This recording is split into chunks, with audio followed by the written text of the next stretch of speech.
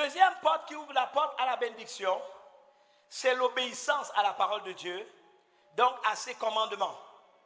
Nous sommes dans 1 Jean 5, 3.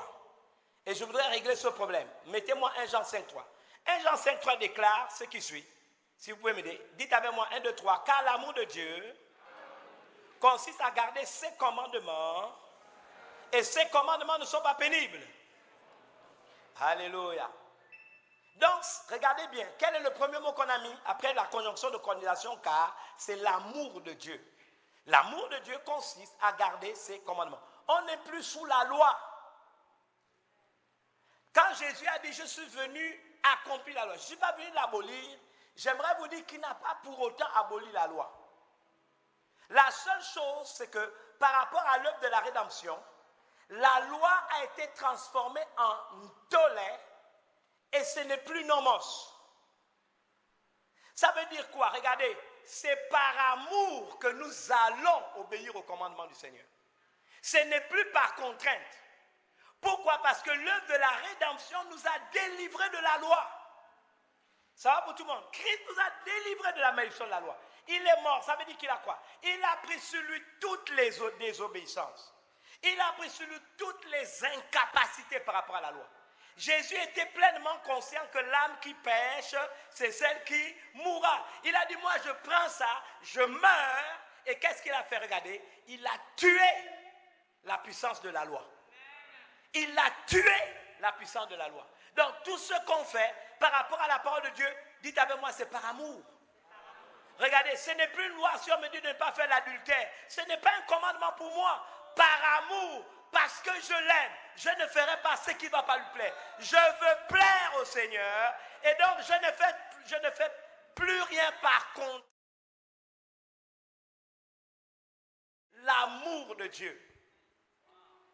Ne soyez pas culpabilisés par rapport à la loi. Ne regardez pas la loi comme un maître qui vous dit tu ne peux pas obéir.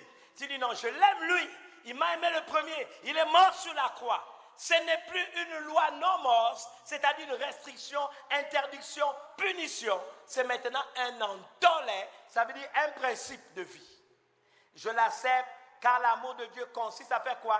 Garder ses commandements. Et, est-ce que vous avez remarqué, ces commandements ne sont pas pénibles. Si, n'est-ce pas, les théologiens ou Louis II me demandaient de corriger sa version, j'aurais dit, ces commandements ne sont plus pénibles. J'obéis librement. Bien, mais si tu obéis au commandement de Dieu par amour pour lui, c'est par amour, ce n'est plus la contrainte, alors c'est une porte qui ouvre la voie à la bénédiction. Est-ce que ça va pour tout le monde? Je vous donne un exemple. Je crois, je vais réciter le verset, je crois que c'est 1 Corinthiens 5. On dit, lui qui n'a point commis de péché, c'est ça? Dieu l'a fait devenir péché pour nous, afin qu'en lui, pas hors de lui, en lui, nous devenions quoi? Justice de Dieu. Ton nom, c'est justice de Dieu. Alléluia.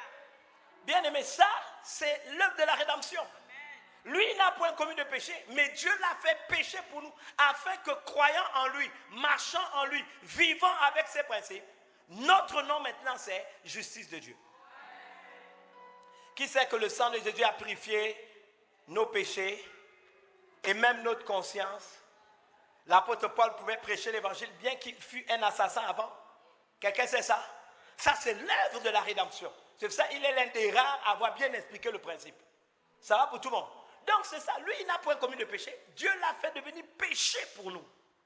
Donc, quand j'ai la loi en face de moi, à cause de l'œuvre de la rédemption, Dieu a anéanti la puissance de la loi. Ce n'est plus une loi pour moi. C'est un commandement auquel j'adhère. C'est un principe auquel je souscris librement, volontairement, en pleine intelligence. Ça va pour tout le monde. Par amour pour lui.